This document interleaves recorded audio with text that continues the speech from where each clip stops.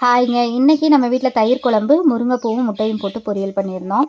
So நிறைய ladies வந்து எனக்கு டிஎம் பண்ணியிருந்தீங்க, நிறைய கொஸ்டின்ஸ் கேட்டிருந்தீங்க. நான் சொல்கிறேன் கேளுங்க. கண்டிப்பாக நம்மளை வந்து ஹஸ்பண்ட் இல்லைன்னா விமர்சனம் பண்ணுவாங்க. ஆணுக்கு தான் வந்து பொண்டாட்டி இல்லைன்னா புது மாப்பிள்ளை, பெண்ணுக்கு வந்து புருஷன் இல்லைன்னா வாலா வெட்டி, சரிங்களா? அந்த மாதிரி நம்மளை எவ்வளோ தூரம் கேவலப்படுத்தி பேச முடியுமோ அவ்வளோ தூரம் கேவலப்படுத்துவாங்க. நம்ம ஏதாவது ஒரு ஆண்கிட்ட பேசினா கூட நம்மளை தப்பாக தான் பேசுவாங்க. இதுதான் இந்த உலகம், இதை புரிஞ்சுக்கோங்க. ஸோ அதனால் பேசுகிறத பற்றி நீங்கள் கவலைப்படாதீங்க. பேசுகிறவங்க யாருமே வந்து உங்களுக்கு எந்த ஹெல்ப்பும் பண்ண மாட்டாங்க. ஏன்னா உங்களுக்கு ஹஸ்பண்ட் இல்லை, அவ்வளோதான். அதனால் ஹெல்ப் பண்ணோம் அப்படின்னா அதையுமே நம்மளுக்கு யாராவது ஹெல்ப் பண்ண வந்தாலுமே அதையுமே அவங்க வந்து தப்பாக தான் பேசுவாங்க.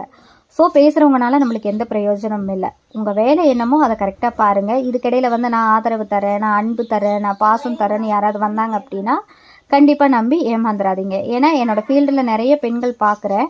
அவங்களாம் ஷேர் பண்ணதை வச்சு நான் சொல்கிறேன். ஸோ நான் அதனால தான் உஷாராக இருந்துக்கிறேன். நீங்களும் அதே மாதிரி இருங்க.